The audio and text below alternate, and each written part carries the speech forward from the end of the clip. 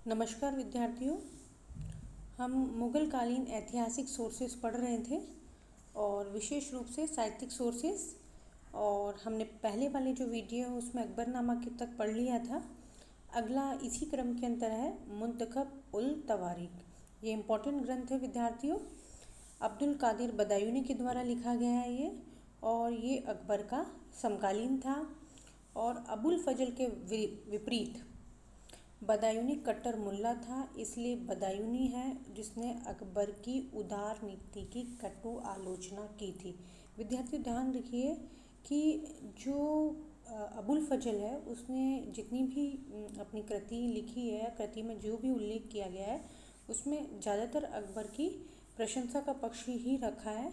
किंतु जो अब्दुल कादिर बदायूनी है, इसकी खास बात है कि उसने जो अकबर की जो नीतियां हैं उसका खुलेआम रूप से उसका विरोध किया गया। उसकी जो नीति थी, विशेष रूप से जो उसकी उदार नीति थी या धार्मिक नीति है, उसके बारे में उसकी कटु आलोचना की है। तो मुंतकल उल तवारीख में विशेष रूप से 1556 से लेकर के 1595 तक का अकबर के शासनकाल का वर्णन मिलता है। इसमें जो बदायूनी है उसने अकबर के शासनकाल का पूरा वर्णन करने की कोशिश की है। इस प्रकार माना जाता है कि अबुल फजल से भी ज़्यादा जो बदायूनी का जो ग्रंथ है वो ज़्यादा प्रमाणिक है। उसमें शासन की जानकारी मिलती है, अकबर के जो धार्मिक विचार है उन विचारों का विकास कैसे हुआ, उसका क्रम क्या रहा, अकबर के जब धार्मिक विचार थे, धार्मिक नीति थी, उसमें परिवर्तन कब आया, इसकी जानकारी अबुल फजल से भी ज़्यादा बदायूनी लिखता है। ख़ास तौर पर बदायूनी ने अकबर की धार्मिक नीति के संबंध में छोटी छोटी बातों का उल्लेख किया है कि अकबर की धार्मिक नीति क्या थी। बदायूनी ने इबादत खाना, मजहर, इनके बारे में भी विस्तृत रूप से उल्लेख किया है, जिसका अबुल फजल ने उल्लेख ज़्यादा नहीं किया गया है। तो विद्यार्थियों ये बहुत इम्पोर्टेंट है कि जो अकबर की जो धार्मिक नीति है उसका बदायूनी ने विस्तार से उल्लेख किया गया है। ये बदायूनी एक कट्टर जो था रूढ़िवादी सुन्नी मुसलमान था, वह धर्मांध तथा संकीर्ण विचारों का भी था। और जो अकबर के समय में जो प्रगतिशील सहिष्णुतावादी या समन्वयवादी विचारधाराएं थी जिसमें उसकी कोई रुचि नहीं थी, वो कट्टर नीतियों के हिसाब से चला करता था, इसलिए उसको अकबर की नीतियाँ थी वो पसंद नहीं आई। इसीलिए उसने अकबर के शासन की अतिशयोक्ति न कर करके आवश्यकता होने पर उसकी निंदा भी की है। इस प्रकार इस ग्रंथ की रचना काफ़ी गोपनीय के साथ अकबर के शासनकाल की जानकारी किसी को नहीं हो पाई, क्योंकि अगर आप जानते हो कि शासक के खिलाफ अगर किसी प्रकार की कोई बात लिखी जाती है तो तत्समय या हम कहें मुगल काल में या पूर्वी सल्तनत काल में भी आगे भी देखते जाते हैं कि जो शासन के खिलाफ लिखता है तो उसको दंड का विधान होता है। इसलिए इसमें जो है गुपचुप रूप से ग्रंथ की रचना की। बदायूनी ने जो अपना ग्रंथ है वो राजनीतिक इतिहास के रूप में लिखा है, इसलिए ये काफ़ी प्रमाणिक ग्रंथ है। इसके बाद हम आगे चर्चा करते हैं तबक़ात ए अकबरी।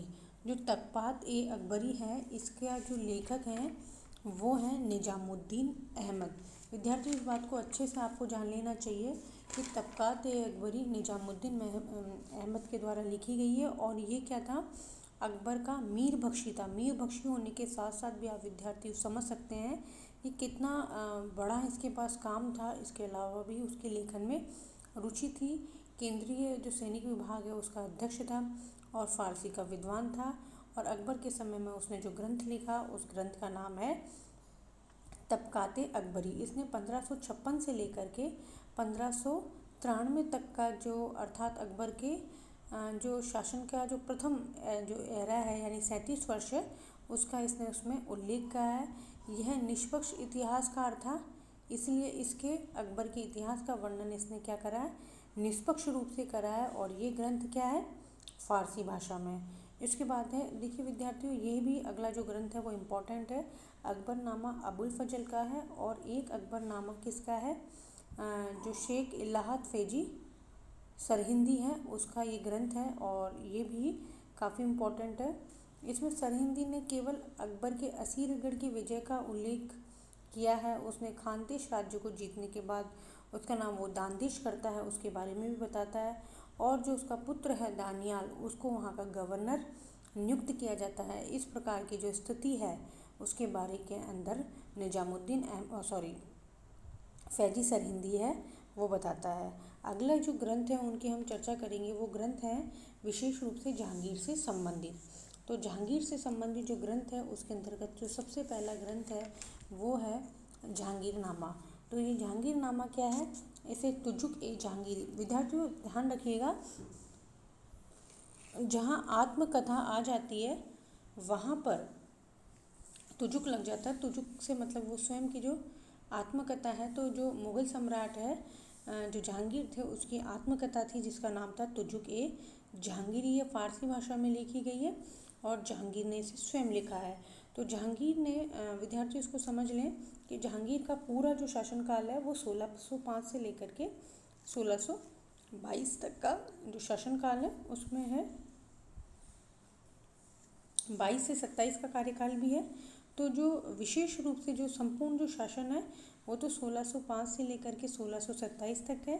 लेकिन जो खुद का जो जहांगीर का जो खुद का लिखा गया पोर्शन है वो है 1605 से लेकर के 1617 तक, ये जहांगीर ने खुद लिखा है।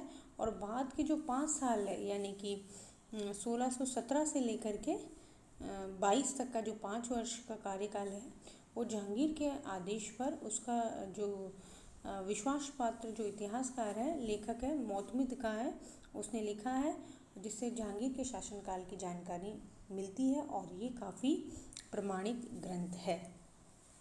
विद्यार्थियों आगे बात करते हैं हम इकबालनामा ए जहांगीरी। इसकी रचना जहांगीर के समय में मोतमिद खां ने की थी। इसके अंतर्गत संपूर्ण जो शासन है 1605 से लेकर के 1627 तक का जो संपूर्ण जो जहांगीर का शासनकाल है उसकी जानकारी मिलती है।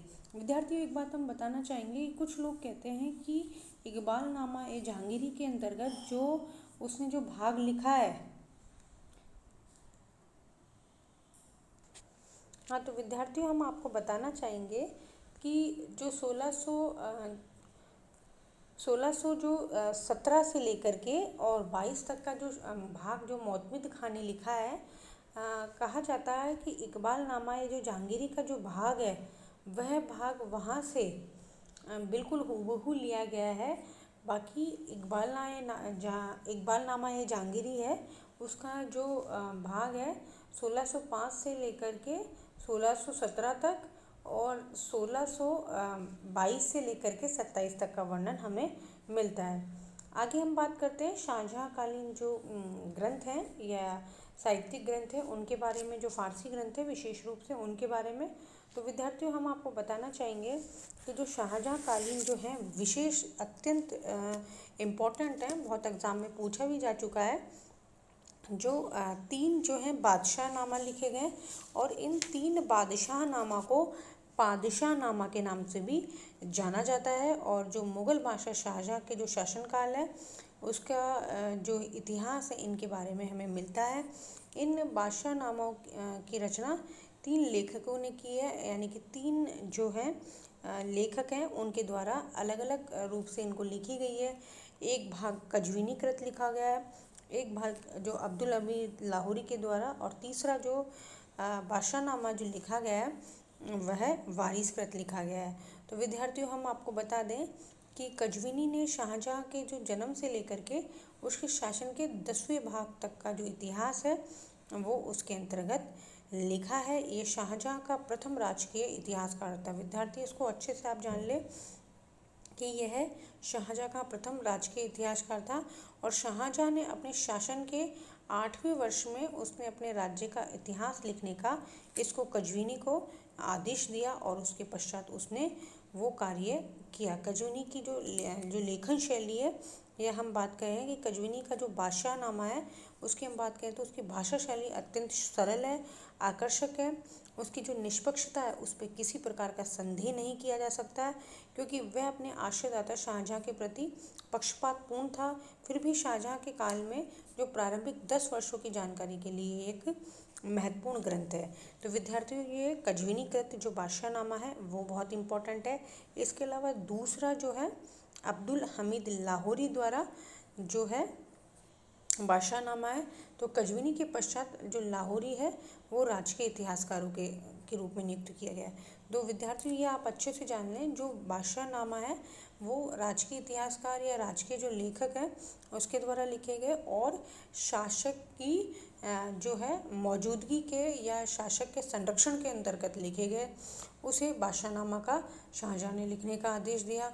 उसने शाहजहाँ के शासनकाल के 20वें वर्ष तक का इतिहास लिखा है। विद्यार्थी ध्यान रखिएगा, 10 वर्ष तक का कजविनी ने और 10 के पश्चात 10 से 20 वर्ष का जो कार्यकाल है वो उसके अंतर्गत लिखा गया है।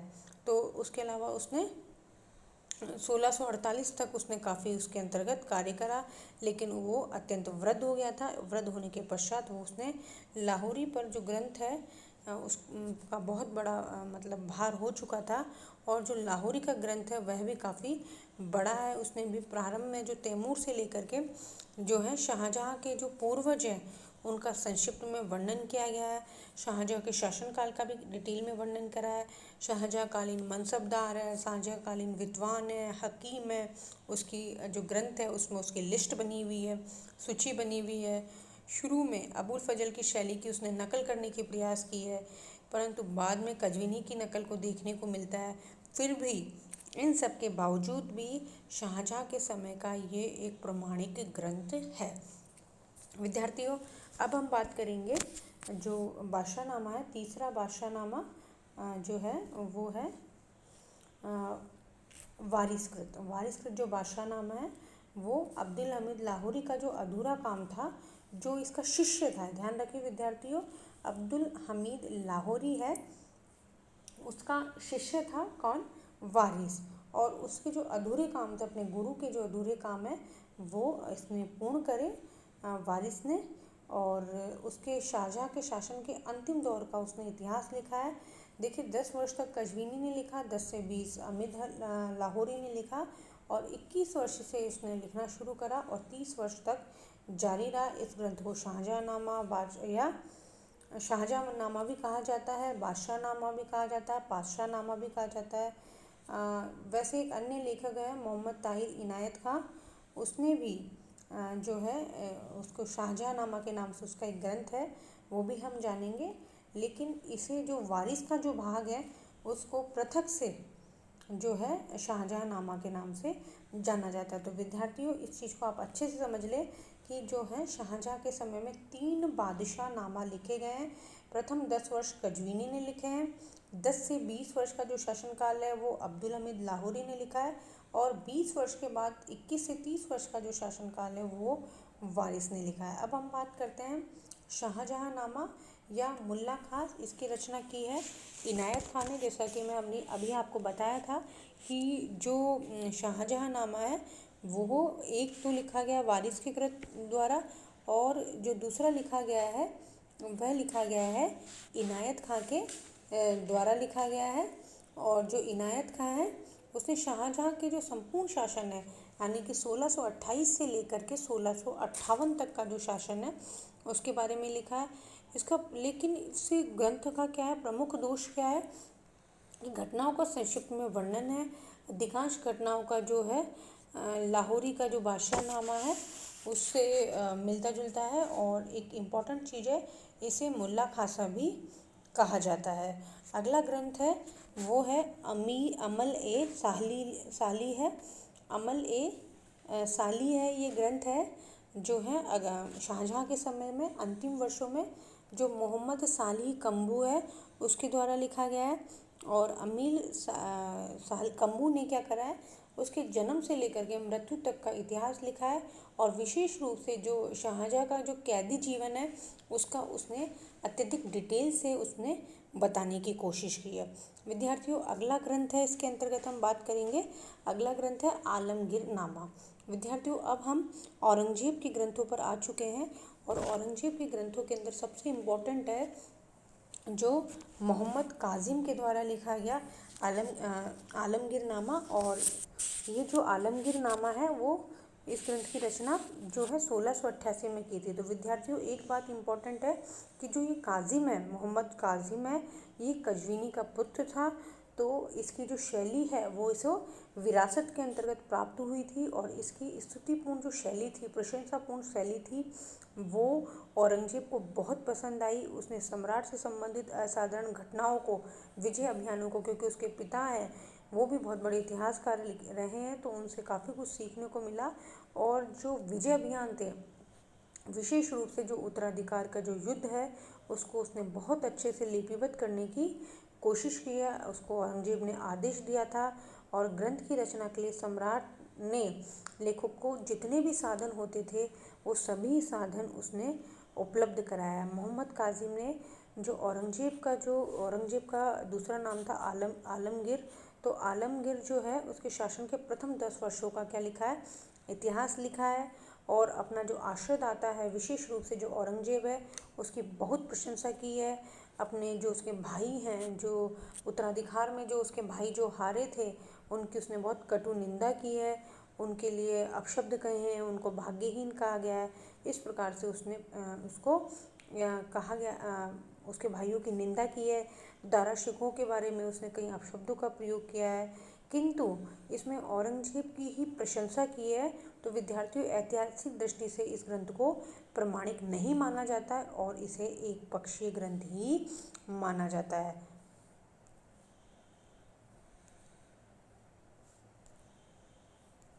विद्यार्थियों, अब हम आगे बात करेंगे। अगला जो ग्रंथ है मुंतखब उल लुबाब, ये काफ़ी इम्पोर्टेंट ग्रंथ है। और ये जो मुंतखब उल लुबाब है, ये ग्रंथ है मोहम्मद आशिम काफ़ी खां के द्वारा। और मोहम्मद आशिम जो काफ़ी खां है वो औरंगजेब के समय में एक बहुत जो है दिग्गज जो है वो इतिहासकार रहे हैं काफ़ी खां। और मुंतखब उल लुबाब है, इसमें विशेष रूप से जो उसके उत्तराधिकारी का जो युद्ध है उसका बहुत डिटेल से वर्णन है। इसके अलावा ये 1733 में मुग़ल सम्राट जो है मोहम्मद शाह के समय में जाकर के पूर्ण होता है। काफ़ी खां औरंगजेब के समय में एक प्रशासनिक अधिकारी था और इस काफ़ी खां ने बाबर से लेकर के मुग़ल वंश का पूरा इतिहास लिखने की कोशिश की है विद्यार्थियों। और औरंगजेब से जो पहले का जो इतिहास है उसको उसने संक्षिप्त में वर्णन करा है, लेकिन औरंगजेब का उसने क्या करा है, बहुत अधिक डिटेल में उसका वर्णन किया है। काफ़ी खां ने औरंगजेब और उसके उत्तराधिकारियों द्वारा मुग़ल व्यवस्था के अंतर्गत जो दोष है उसका वर्णन किया गया है। औरंगजेब के समय में जो जागीरी व्यवस्था है उसके बारे में बताया गया है। इसके अलावा औरंगजेब के समय जो दक्षिण भारत की स्थिति है उसको उसने बहुत डिटेल से बताया है। अब हम इसका जो अंतिम जो ग्रंथ है इसके अंतर्गत जो हमने लिया है उसके अंतर्गत जो अंतिम ग्रंथ है मुग़ल कालीन, वो है मासीर ए आलमगीरी। तो मासीर ए आलमगीरी है वो औरंगजेब के जो है अंतिम वर्ष के अंतर्गत लिखा गया है और इसके लेखक हैं मोहम्मद सकी मुस्तिद खां। इसमें 1658 औरंगजेब जो है इसमें 1658 का वर्णन किया गया। 1658 से लेकर के जो 1707 के आसपास तक का जो संपूर्ण जो घटनाक्रम है उसका बहुत ही संक्षिप्त के अंतर्गत वर्णन किया गया है।